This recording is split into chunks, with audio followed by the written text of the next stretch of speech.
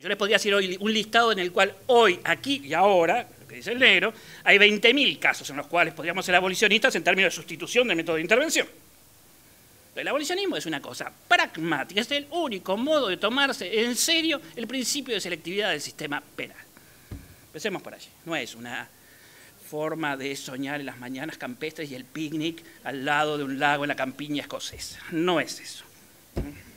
Es el único modo de tomarse en serio la selectividad del sistema penal, que es lo que rige todo el sistema penal, porque todo el sistema penal está regido por el principio de oportunidad y no por el principio de legalidad, por el principio de última ratio, que es el que me dice cómo voy seleccionando casos, desde lo primario hasta la agenda del juez, digamos.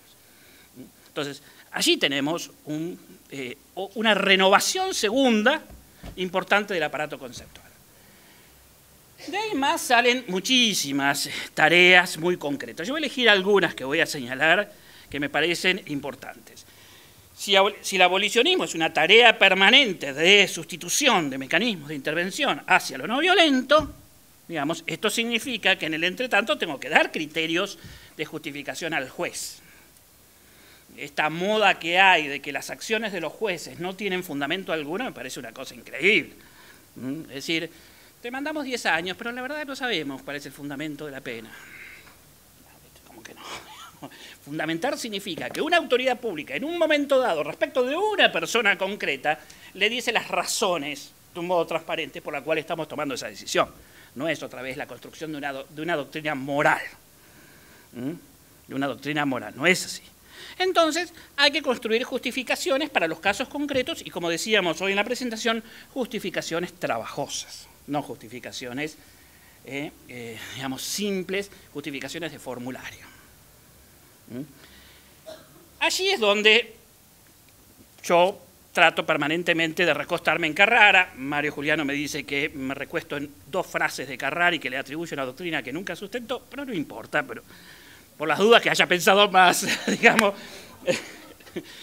que es, Carrara tiene un artículo que se llama sobre la inmoralidad de la prisión preventiva, que tiene algo muy interesante, es verdad que lo dice en una línea, pero Carrara dice, la prisión preventiva es inmoral, es injusta, usemos el lenguaje de ahora, es inmoral. Y además, me gustaría seguir usando eso, la prisión preventiva es inmoral. ¿Podemos aplicar en determinado momento una medida inmoral? Sí.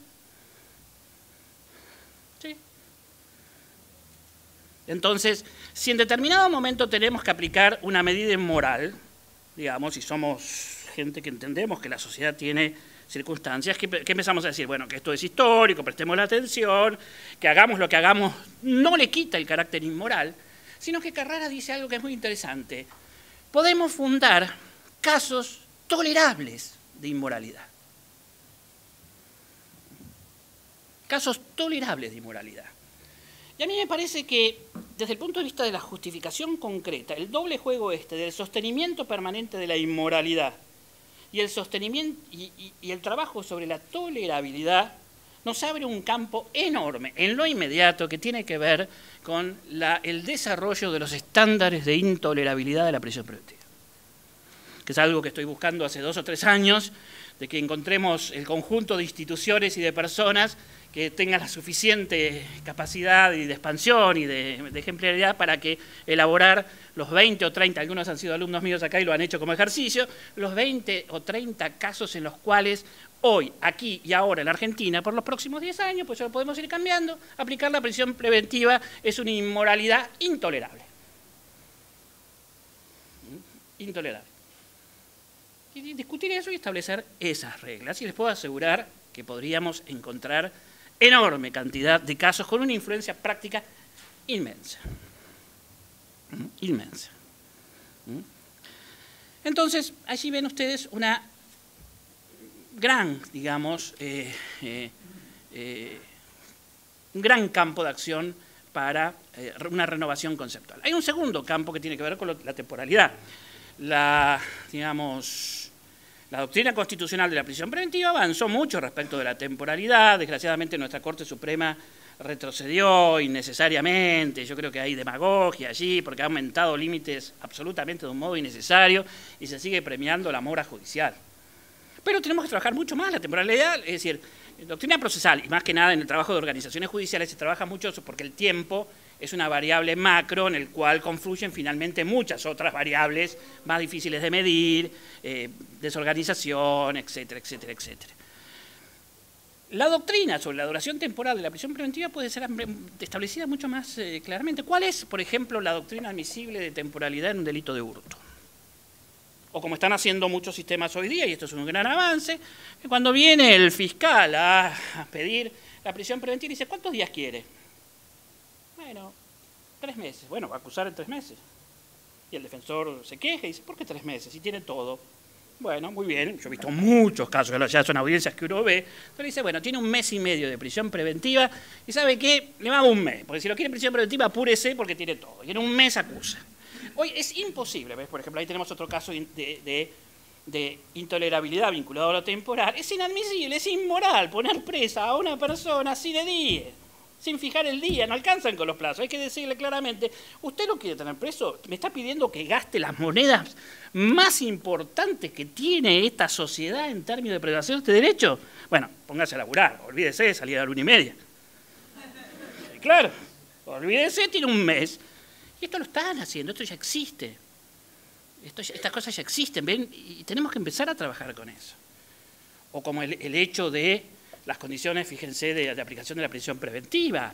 Este principio, si ustedes ven en la doctrina histórica del liberalismo del siglo XIX, de la defensa de las garantías, hay como 2 grandes medidas, que son, una, el juicio oral en penal, y el segundo, la puesta a disposición del juez en muy breve tiempo.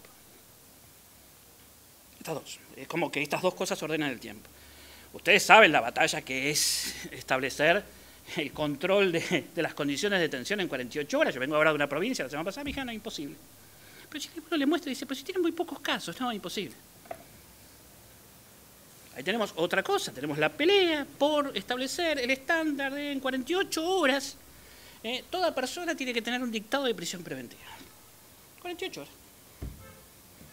Ahora, si no se puede hacer esto, no, hay que dejar otras cosas. No hay otra cosa más importante que esto, digamos. No hay otra cosa más importante que esto. Se puede hacer perfectamente. Yo no conozco un sistema procesal que hoy no esté en condiciones de hacer esto. Después empieza nada, pero esto significa que los defensores nos tenemos que poner de acuerdo y no, si yo tengo 10 casos y no, puede ser que el defensor 1 o el defensor 2, yo soy el defensor del juicio oral y no defensor... Bueno, muchachos, lo lamento, porque hoy la prisión preventiva, y esto es un reclamo a los criminólogos, tiene mucho más que ver con el sostenimiento burocrático de la organización y con la ideología del trámite de la organización y de los privilegios que le dan a los operadores, que en una especie de conspiración de las clases superiores sobre las clases subalternas.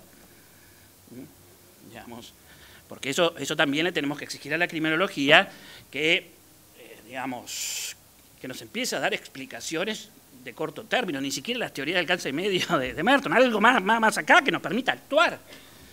Foucault se preguntaba, era un filósofo que se preocupaba antes que nada del saber y el poder como constitutivos de la civilización occidental. No está pensando en la prisión preventiva. Está pensando en cómo continuar a Nietzsche, digamos. Entonces después parece que cada vez que hablamos de la prisión preventiva tenemos que volver a Nietzsche. Y ahí sonamos. Ahí sonamos de nuevo, porque nos quedamos sin el saber inmediato que me permite a mí decirle, ¿sabe qué? ¿Por qué no se organizan más o menos para tener la capacidad operativa de hacer una audiencia en 48 horas? Acá hemos tenido tribunales, no es tu caso, pero vos sabés que hemos tenido tribunales que frente a la ley de audiencias y sacaron un acordado diciendo no la podemos hacer. Habría que despertarlos de la siesta para que la hagan.